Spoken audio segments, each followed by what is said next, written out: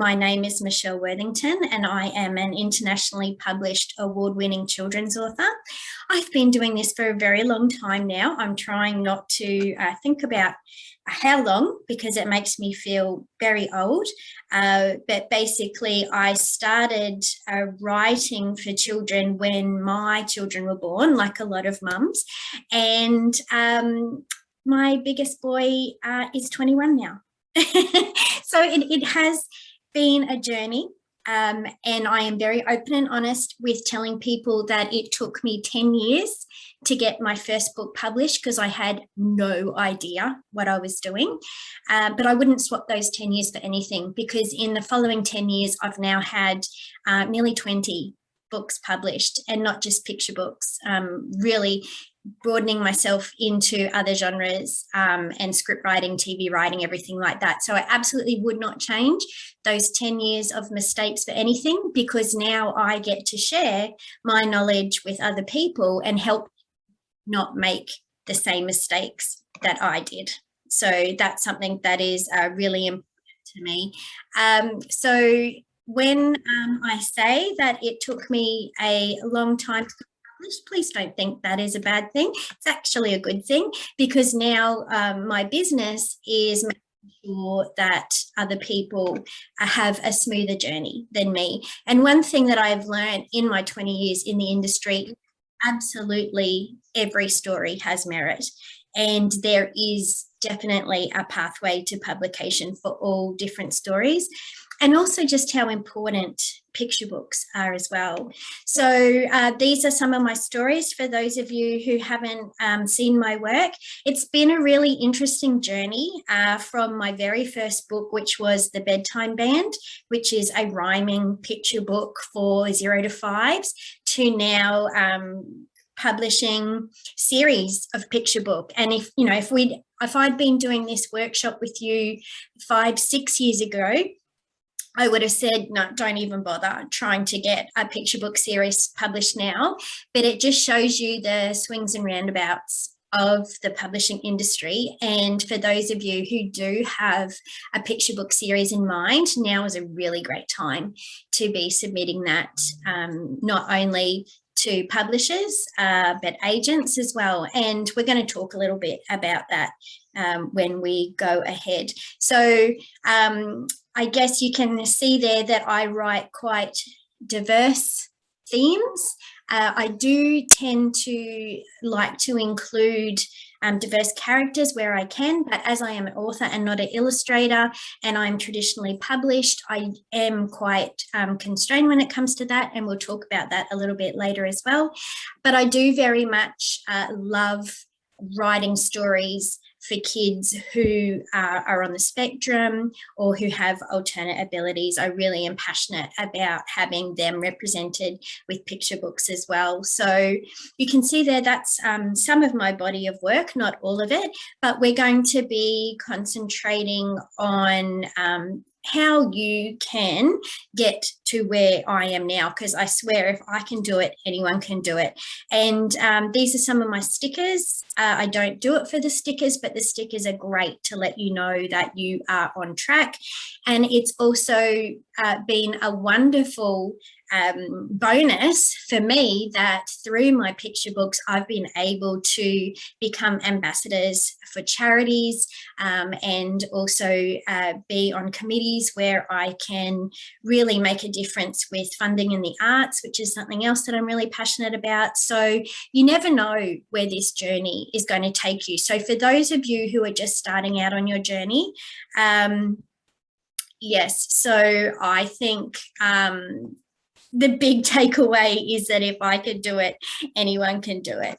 So let's have a look at what we're going to cover today. So basically, the workshop that we're doing today is what is the process to write a picture book. So for those of you who maybe have already written a picture book or who have just an idea in mind, you're absolutely in the right place. So we're going to actually go through the process of making sure that your picture book has all the elements in it that you need. And One of the biggest things that I find, though, that blocks people from going on this journey is they don't know whether their idea has merit. So that kind of stops them before they even try and do anything else. So we're going to talk about that. How do you know that your picture book is going to be relevant, or whether it's, you know, going to be something that publishers or agents are going to look for? So we're going to talk about that.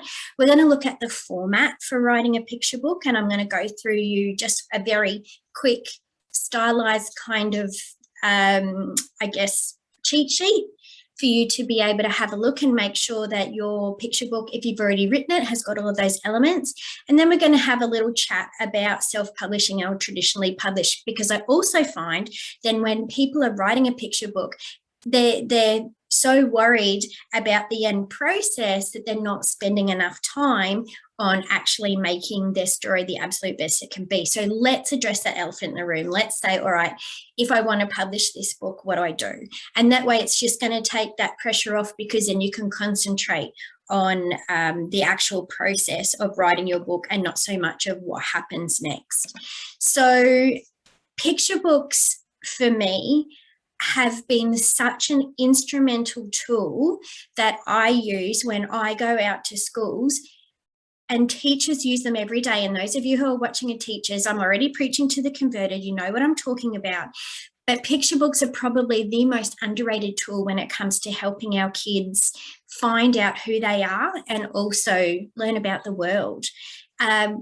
If you are on here because you think that picture books are the easiest genre to write, and you're just going to start with picture books because, you know, it's really easy, you're going to make me want to bang my head on my keyboard and probably say some not very nice words to you, because picture books, in my opinion, and for anyone else who has been in the picture book industry, one of the hardest genres, not only to write, but also to get published. We're often a bit of a middle child when it comes to the publishing industry, where that thing that's always there. We're consistently the best-selling genre, and it doesn't matter what's going on. Even over the last 18 months during COVID, we have seen absolutely a rise in other genres having their, you know, place in the spotlight with really great book sales, especially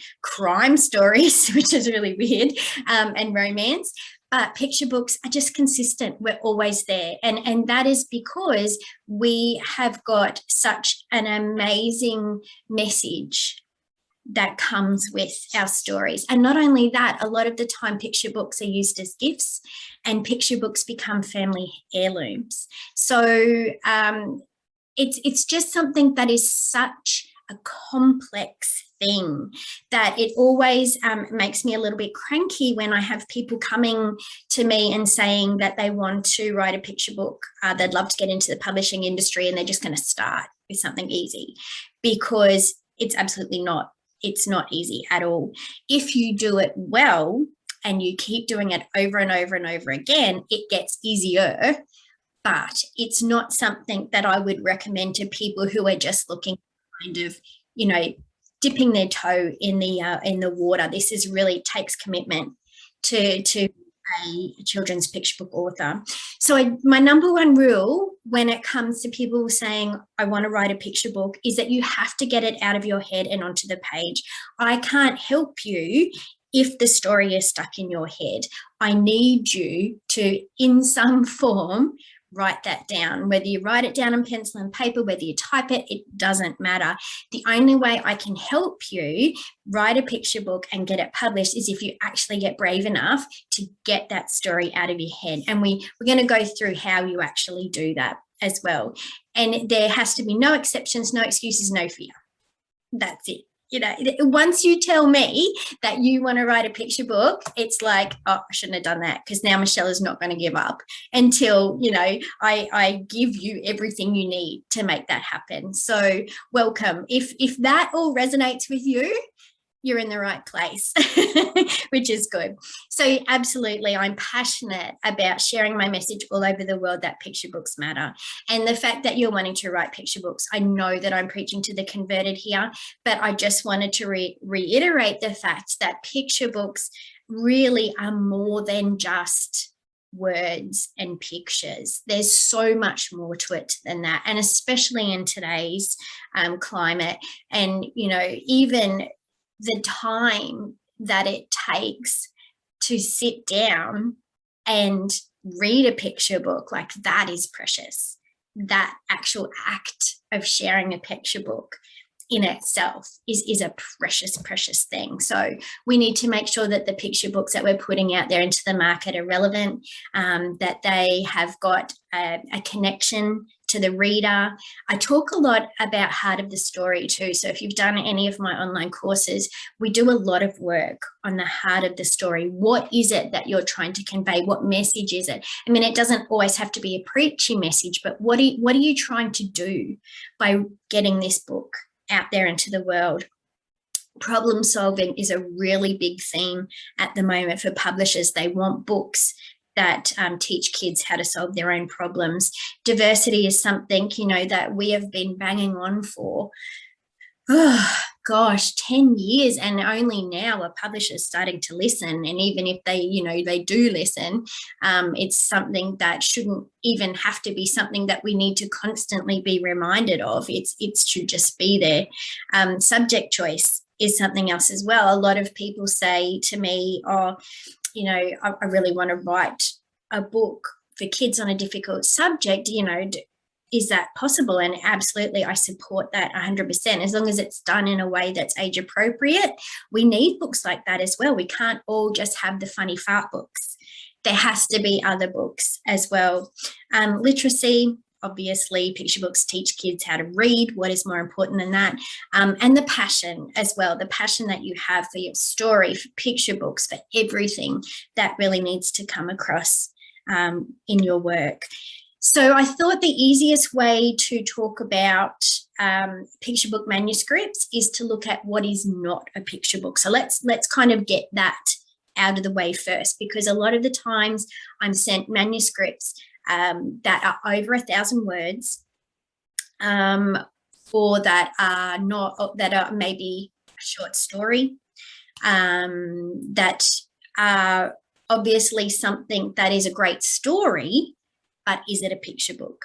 So if you're writing and you're thinking, hang on a second, I'm really getting quite wordy here, maybe what you're writing isn't a picture book. Maybe it's an early reader or an early chapter book or a transition book from picture books to the longer middle grade. And that really is a growing genre, especially here in Australia. It's quite established in the US. It's definitely something that is becoming more and more popular in the UK. So absolutely, just because you're writing something and it's quite wordy, you don't necessarily need to go, oh, just need to edit the heart out of it so it fits into that picture book, you know, format. That's kind of not honoring your story. So you need to, when you're looking at this, you need to look at the manuscript and be honest and say, is this actually a picture book? Is it something that is maybe a chapter for a chapter book? Is it a short story? And we can, identify things like that as well. Graphic novels, again, are something that is becoming more and more popular. If you are finding that it's getting up and up and up to that 2,000, but it still has definitely that visual impact and it's got that visual element, maybe it's not a picture book, maybe it's a graphic novel. So you need to be open to the fact that what you're writing in this story, if it doesn't fit within certain guidelines, isn't a picture book, and that's okay. So we'll put that to one side and we'll honour that story for what it is, and then maybe try another manuscript that more fits with the picture book manuscript guidelines. So the easiest way for you to tell whether your manuscript will be a picture book manuscript that publishers will want to publish is to look at the publisher guidelines, and a lot of them are different. And what I've done is I have got lots of different publishers who've published my work, and then I'm in constant contact from my mentor clients as well. So I know kind of what publishers are looking for, especially at the moment. It seems to me that the word count is going down and down and down and down. Like, it used to be that you could get away with 800 words, and then it went to 7 and 6 and 5. It's 5 at the moment when we go general across the board, but I know some publishers are looking around the 400 word mark. And so the best way to tell would be to look at specific publisher guidelines once you've written your story, just to see whether your work would be relevant to send to them or not. It's definitely children aged 0 to 10. I would have said maybe 5 years ago they would have looked at kids 0 to 8, but we do find now, because whether people would like to admit it or not, but our kids are struggling. They are not getting the support that they need, and the literacy is dropping globally. And really, I think picture books now are becoming something that kids hold on to longer. And there's a lot of anxiety and sensory elements to that as well, which I could do a whole another workshop on. Definitely, I would look at 0 to 10. There is the growing genre of picture books for older readers, so I would bump that up to 12. And again, the word count would be up 500, 600 maybe for that. But again, there's only specific publishers who publish that type of book. If we're looking for something that you can submit to more publishers to have more chance of getting published, then I would stick around 500 words. Obviously, if you're independent publishing, then the word count is absolutely up to you. You just need to make sure that you're leaving room for the illustrations. And that, I guess, is the biggest thing for those people who are independently publishing, that you need to make sure that even though you are the one in charge of the production of the project, you need to make sure that it is still something that is of quality, and that it is actually a picture book that is 50-50 words and pictures. Okay, so there's 3 things that I say to people that you need to write a really great picture book manuscript, and that's consistency, compassion, and communication. Consistency in that you have to be able to write picture books that are a representation of what you want the world to see you as an author, and be consistent with that. That doesn't mean you have to write about the same thing all the time, but I find that you need to be known at what do you want to be known for as an author, and be consistent with that. And that can be across lots of different genres, and it can be at lots of different writing formats. But just think about consistency-wise, what is it that when people think of my name, what do they want? What do I want them to think of? And compassion is really important. So are your stories inclusive? Are they stories that readers can lose themselves in? Are they, is your story something that is going to make the world a better place, as opposed to potentially alienating people?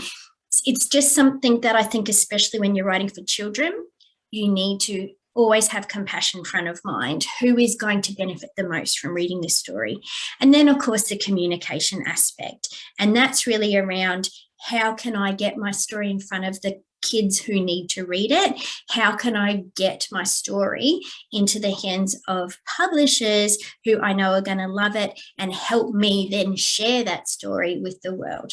So communication also is about making sure you are communicating your message effectively, and that you are actually honouring the heart of the story. And we talk about that quite a bit in our online workshops. So I promised you that we would really talk about how you get it out of your head. And the way we do it in the online workshops is we do a lot of writing prompts. So we get you to think about your story, so that you can then just do a really bad, crappy first draft, one that you would never, ever, ever show anybody. And then we teach you how to self-edit from there. So the biggest thing is getting it out of your head. and onto paper. So I've got some examples of writing prompts that might help you for those of you who are just coming to me with an idea. So when I write my picture books, I always start with a character. Now, this is a little bit different, I know, than from some other people, but I find that if you can write a picture book with a very strong main character, everything else just seems to fall into place. So, I mean, when we talk about writing middle grade and YA, that's when we talk more about world building and, you know, bringing in all those other elements. But for a picture book, for me, the picture books that I love and I treasure and the authors who I look up to are amazing at character development. So when you're thinking about your character, even for those of you who've already written your manuscript, I want you to answer these questions. Now, obviously, in a picture book, you've only got 500 words. So a lot of this stuff isn't actually going to appear in the final draft, but you need to know this stuff. You need to know this stuff so that you can craft the absolute best story you can within the limitation of that word count, okay? And then you hold on to that, because for those of you who are writing picture book series, you're going to need that to have consistency across all of your stories. So I want you to answer these questions about your character. What makes your character different or special? And when I go and do school visits, this is a huge thing that I do with kids, because they always want to write about their favorite character, or they might love a computer game or a movie, and they're writing about characters that already exist. And I spend a lot of time telling them, you know what, that's kind of been done. Like, I talk a little bit about copyright, but more about, you know, that character already exists. We already know about that. So we're limited to what that character can do. If you go to the library, there's a million stories about unicorns or horses or dragons or goldfish. But what is it that makes your unicorn or horse or dragon or goldfish different from every other story that's ever been written? And it's a really great way for them to think about, oh, okay, I need to be original. I need to think of something unique. And sometimes for kids, that can be their biggest blocker. They want to just write something they already know. So getting them out of that headspace into the imagination of, okay, I love that character so much, but I need to think of my own character. So make sure your character is different and special. And then the follow-on for that is, why should your reader care about your character? A lot of the times with picture books, you've probably got about 3 page turns before your toddler is going to throw the book at the wall or start sucking on it.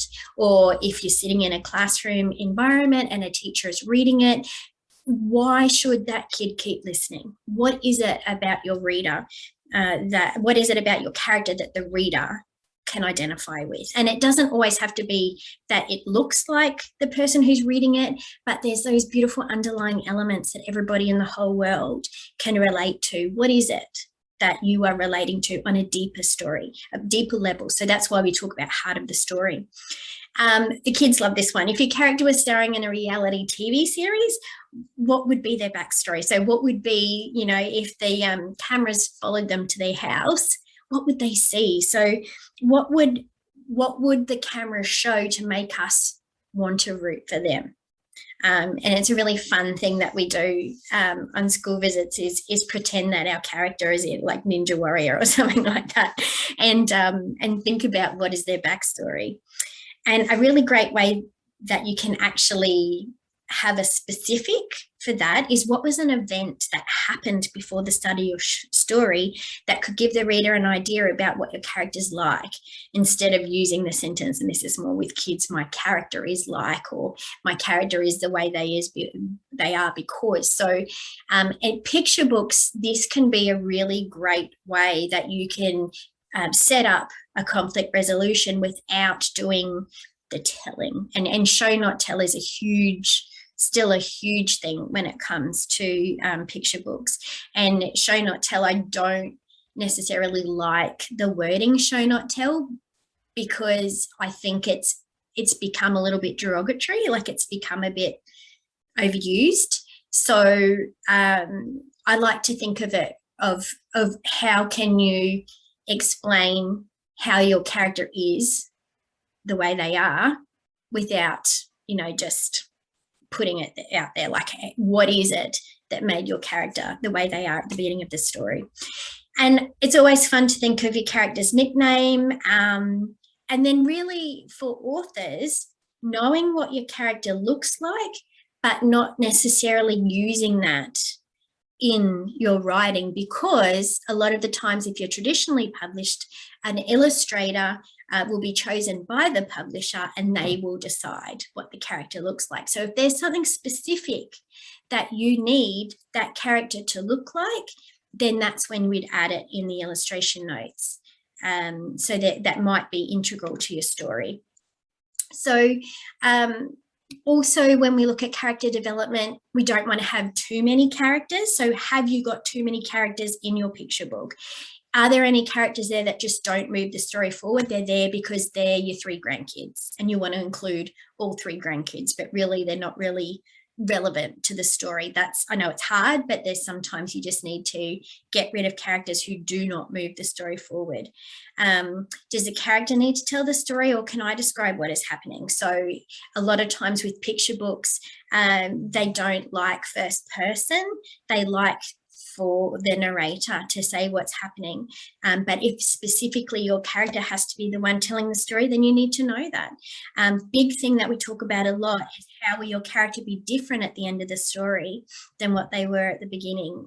There has to be some sort of, and it's really hard within the 500 words, but there has to be that character development. Is there anything they need but don't know they need? That can be really, really important, because that would be something that you would need to put as an illustration note. What are they most scared of? Is that something that can develop the story? Do they have a secret? How do they feel about themselves and what do they want to achieve? Like, all of this stuff might feel like overkill, but I swear to you, if the better you know your character, the easier it is to write your story and the better picture book.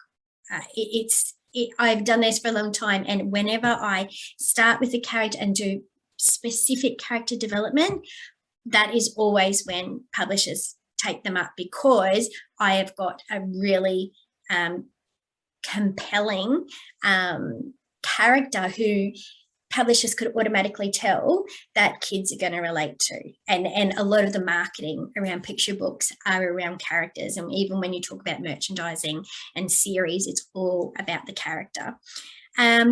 Gratitude is a huge thing. And then really thinking about what emotion do you want to get from the person who's reading your story? Do you want them to laugh? Do you want them to cry? Do you want them to feel sorry for the character? All of that is super important. And you need to know that, even though it might not specifically appear in your 500 words. So this is a 32-page picture book format. If you are looking at traditionally publishing, globally, 32-page is the preferred format, and it's basically got to do with cost. So it's the cheapest that they can do. The other one would be a 28-page, but I find that there are less and less 28-page formatted picture books. This is the best picture book layout for me to be able to describe to you. So you've got your front cover, and then you've got inside front cover and your title page. Now, depending on whether it's hardcover or paperback, they may also be another blank page in there. But you can see there that your story actually starts on page 4 or page 4, 5. So when I started, I would usually break it up like page 4, page 5, page 6, page 7. But what I'm finding now with publishers is, because illustrations are so expensive, as they should be, because illustrators are rock stars, publishers like everything to be in spreads, because that way it leaves room for an illustrator to decide whether they're going to do a full page or they're going to do specific illustrations on each page. So working it out in spreads helps you make sure that you haven't got too many words on each spread, and it also leaves room for an illustrator to add their own fabulous brand of visual storytelling. And you can see then that there are 13 spreads. So basically you have 13 spreads to tell your story. And we go through this a lot in the online course, how you actually break it up and where everything goes. The thing with picture books is that there's guidelines, but there's not specific rules. You can do a lot of work on, the hero's journey and all that sort of stuff. But I think the best picture books break the rules. So you've got to kind of know the rules so you can break the rules. But this is the format that you're going to have to fit your story in. So for me, when I'm teaching people the basics, spread 1 will be setting up your main character or introducing the kids to your main character. And this is really where you've got to get their attention. Super, super important. Spread 2 would be setting the scene and the purpose for being there. So again, we're focusing on page turns. How do I get the reader to keep turning the page and finding out more? Now, spread 3, you have to get some action happening. If you haven't got that action happening by spread 3, that's when your book gets chucked at the wall or the kids start staring out the window. Super, super important that you're bringing whatever you want the kid to be focused on within spread 3. Super, super important.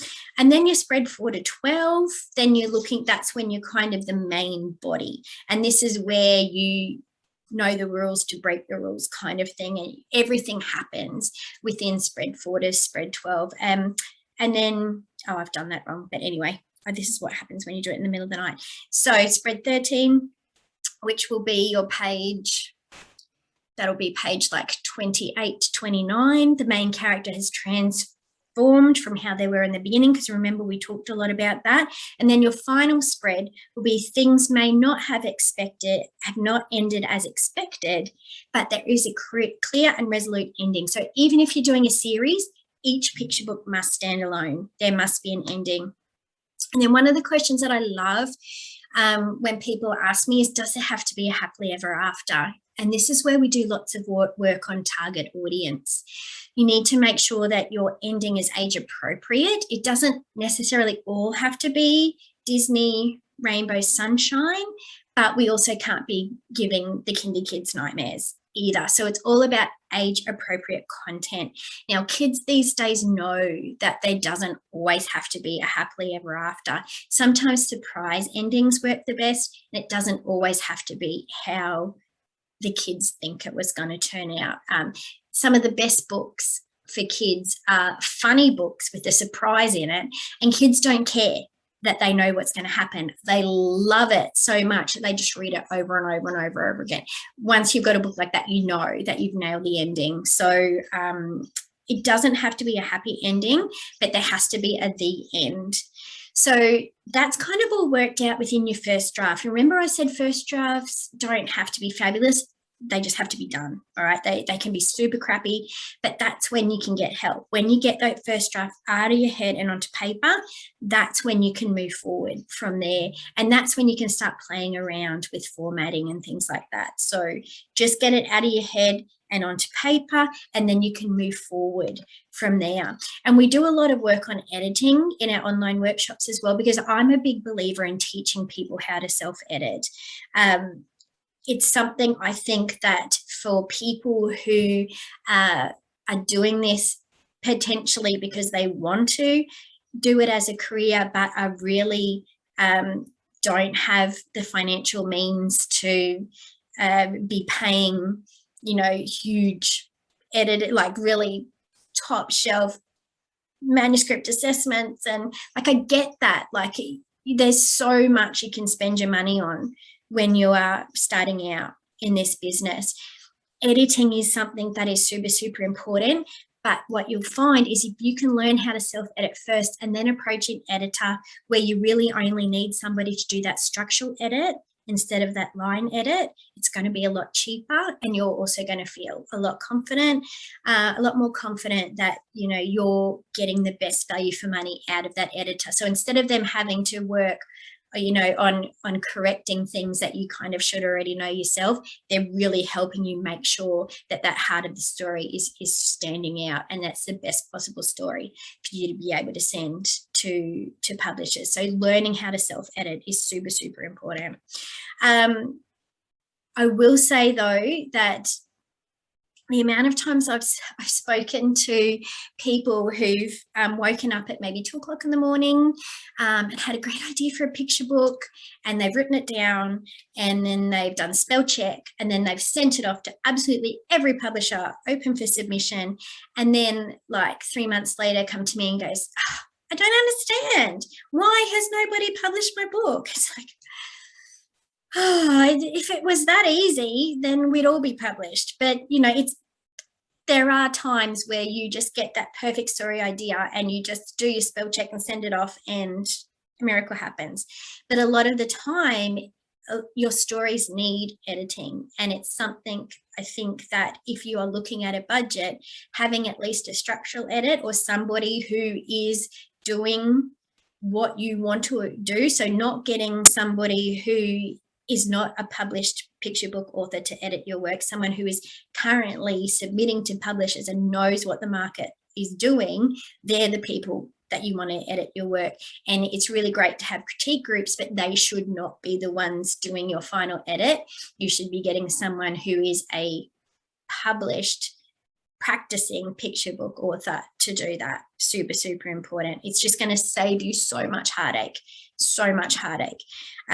So now we kind of get into the writing versus publishing thing. And it's, again, like I said, it's something that stops a lot of people because they go, well, I don't know how all of that works. And so they don't even start. It's such a brick wall for some people. So I always let people know about it in all of my writing workshops, because I don't want the end to stop them from going through the beginning and the middle, because you can see how important that is. You can see if you don't do those 2 bits right, it doesn't matter who you send it to, because it's not going to be ready, and you're not going to get a yes because you're blowing your chance. So think about, who are you writing for?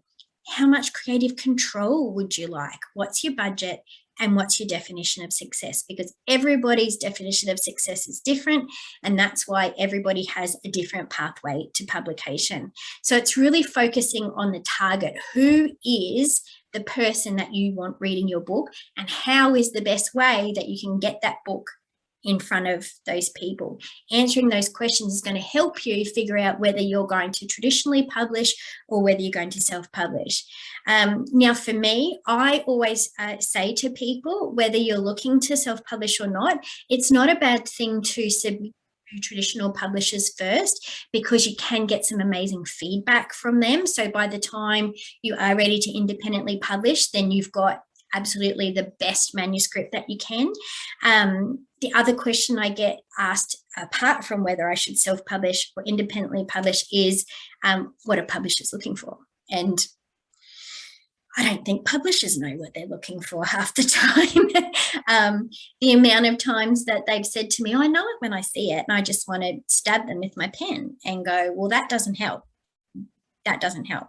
So the biggest thing is to make sure that you're following publishers on social media, that you're aware of trends in the market, that you're going to bookshops, finding out what are the new releases, turning the book over, finding out who are those publishers, looking at reviews online, not only of books, but of publishers, like using all of that information available to you via Google, and also talking to authors who have been published by that publisher. Sometimes that's the best way. And authors and illustrators are amazing. They are so giving. Like, I've never worked in an industry, maybe except for the theatre or the music industry, where people are so giving of their knowledge and their time. Like, you know, it's just amazing. So ask. The best thing that they can say is, oh no, sorry, I'd rather not talk about it. And then ding, ding, ding, alarm bells. I would definitely be looking at that. Don't just go for the quickest way to get published. It is a recipe for disaster. If somebody who you haven't submitted to is emailing you saying that we'd like to see your manuscript, I would tread very carefully with that. You just need to be mindful that people take advantage of authors who are passionate about getting their book out there. And you need to really think with your head and not your heart when it comes to a lot of these things. So the quickest way to get published is not necessarily the best. And you don't want to be giving your book baby to just anybody. So you really need to do research on publishers before you'll send your book to them. So when you're deciding on a publisher, you really need to, then it goes back to that consistency about what do you want to be known for? Is this publisher somebody who is going to be in a line with my values and my brand? And really do research. Are they even open to publishing that type of book? Like you could love, like I have got so many publishers that I love, but I know that they don't really publish the type of books that I write. I'm not commercial enough for them, or I'm not the type of author who, will let huge changes be made that are going to compromise the heart of my story. So I know my limitations. I need to find someone who can work within my brand. I will not compromise who I am or what my story does just to get a publishing contract. And I've seen the consequences of people who do that. Because a lot of the time, you got to remember now, with my publishers, I have a relationship with them, and I have 3 or 4 or 5 books published with the same publisher. I have lots of different publishers because I want to publish more than one book every 2 years. But I have good relationships with all of them. They know how hard I work. And it's also thinking about what those publishers are going to ask of you. Are you comfortable doing what those publishers are going to ask you to do as an author? So we go a lot on cover letters in the online course as well. We actually have got an example of a cover letter, and cover letters, I cannot stress enough the importance of a cover letter. So the elements that you need for your cover letter, a lot of the times publishers will make decisions based on the cover letter and won't even read your manuscript because there's just so much coming in that they need to cull. And a lot of the time it is an intern who's going through those submissions and not actually an editor. So they'll have a list of things that they want and they don't want, and they'll make a decision based on your cover letter whether you proceed. So cover letters are hugely important, and we have a whole session on this in the online course.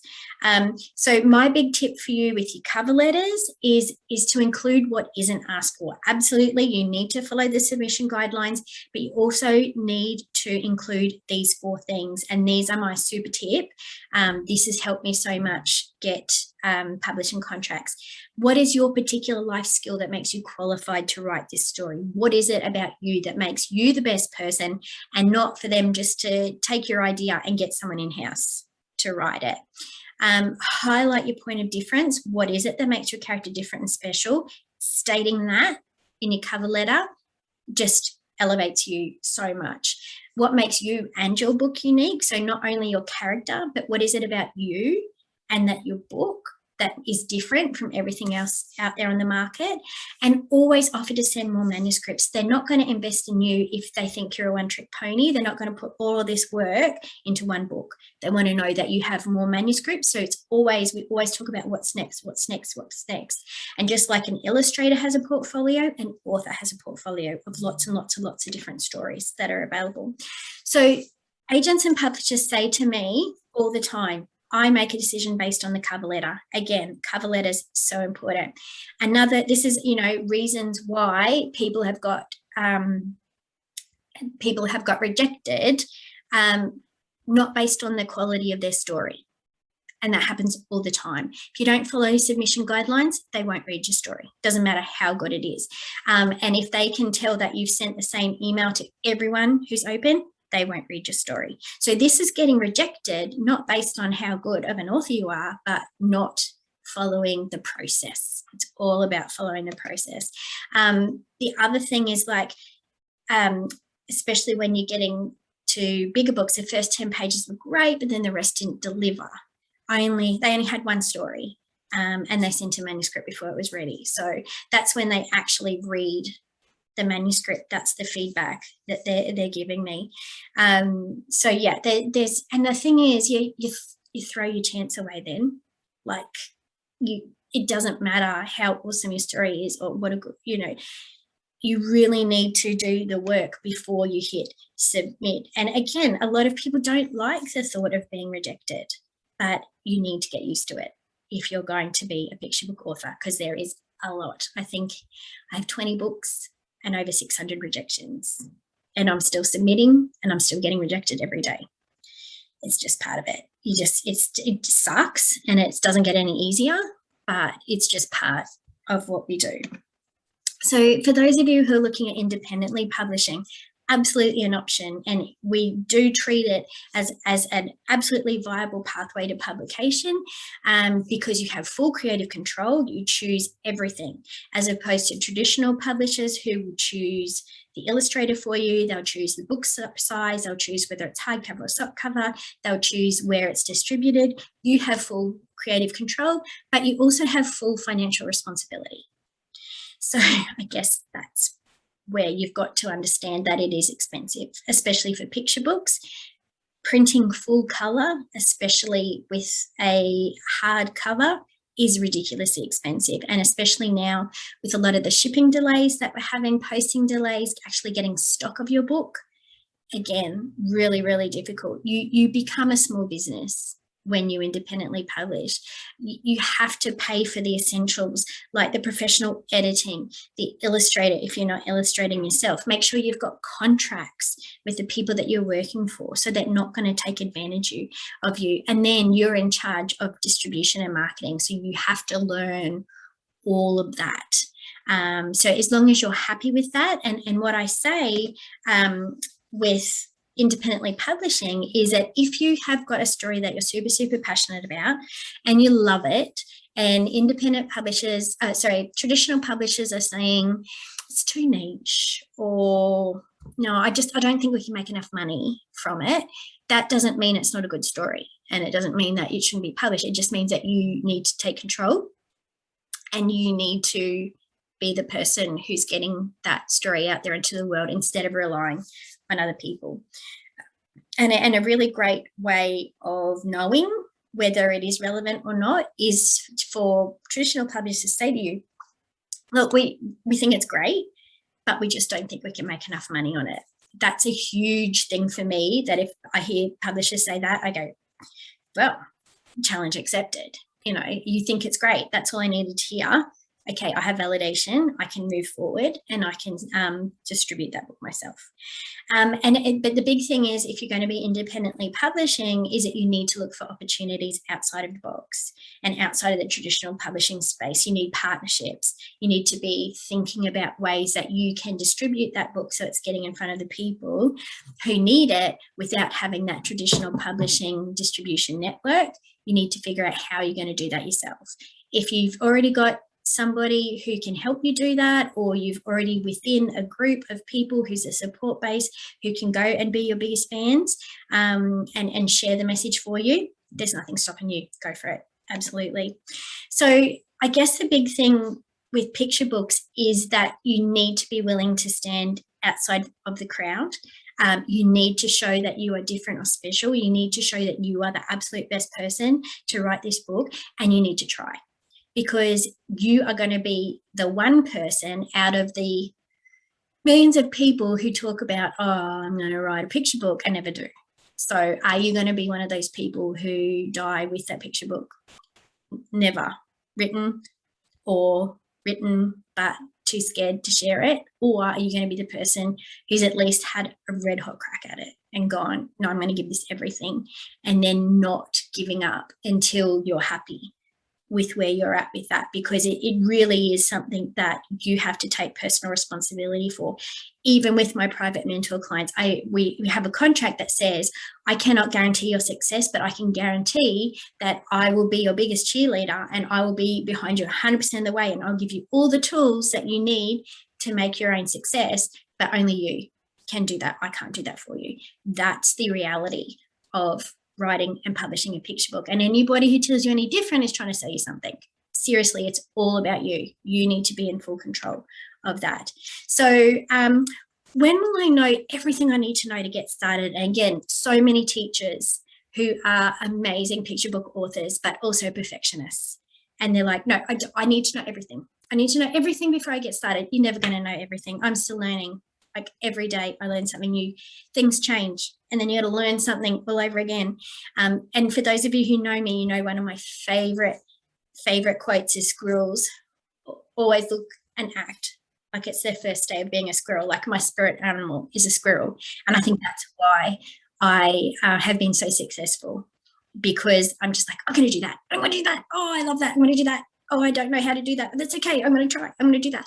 And that kind of passion and enthusiasm is what's got me through the really crappy times. And there are crappy times, believe me. It's a very hard industry, really, really hard, especially when we're dealing with our book baby, which a lot of the time is about a subject that we are just, super passionate about.